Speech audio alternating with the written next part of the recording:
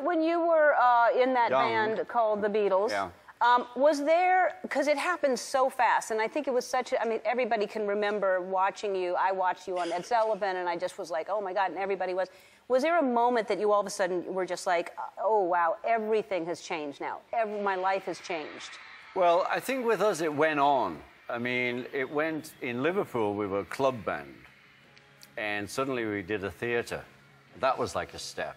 And then we had a 45 record, Love Me Do, and that was like, oh, we've got a record. I mean, it was like unbelievable. And only the BBC in England, and they would play it. We would know when they'd play it. It would be like 9:14.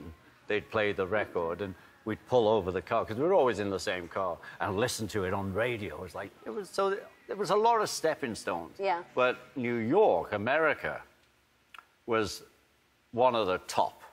It was just incredible. Yeah. And who knew when Ed Sullivan booked us? We didn't know him, he didn't know us, but he saw the crowd.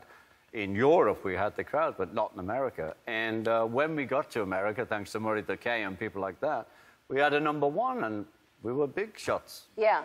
You were big shots, and you were, but it was so crazy. That must have been hard to see women just screaming hysterically. Well, they did that a lot of my life. Yeah, yeah.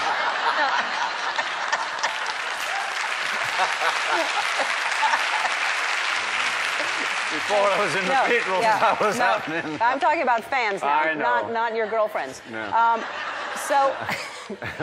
So was that hard, though, to play? Because you feel like, are they listening? Can they hear me? Well, it was part of the life we had. And we couldn't hear us. So, you know, it seemed to be you came to see the Beatles, and then Paul counted it in, then you just screamed till we bowed and left. But it was great. The atmosphere was great. But what made us round about 66 question this was that we were becoming really mediocre players, musicians, because we had to I just had to keep time.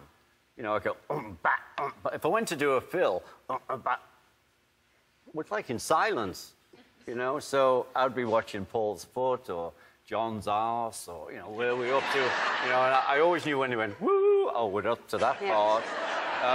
But, you know, that's how it ended up, and we made a conscious decision. We were becoming loose musicians. And so we decided we need to go in the studio and see what we've really got. And that's what started that. We got some great stuff. How did looking at John's ass keep time for drums? What did his more important than Paul's foot? No, well, I could see keeping time. No, because, you know, he'd waggle it. You know what I mean? It'd be body movement. Yes, I get it. And he always stood like this, you know, so you could always tell. Yeah. Yeah, you know. So you are, congratulations, and way past due, getting inducted into the Rock and Roll Hall of Fame.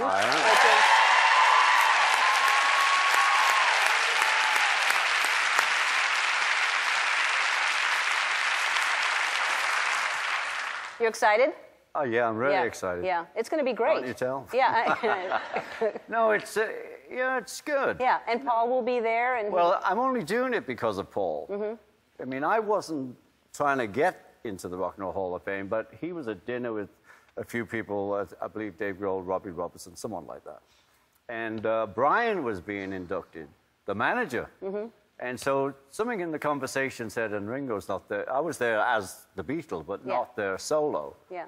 And they all talked about it, and suddenly I got a call from Paul. Hey, Ringo. He doesn't even do that Liverpool accent anymore. Anyway, he called and said they want to induct you into the Rock and Roll Hall of Fame. Will you accept? And I'll give you away. And so I said, sure. How great is that? Yeah. So we're doing it so Paul can have a day out. I see. Well, good for you for doing that.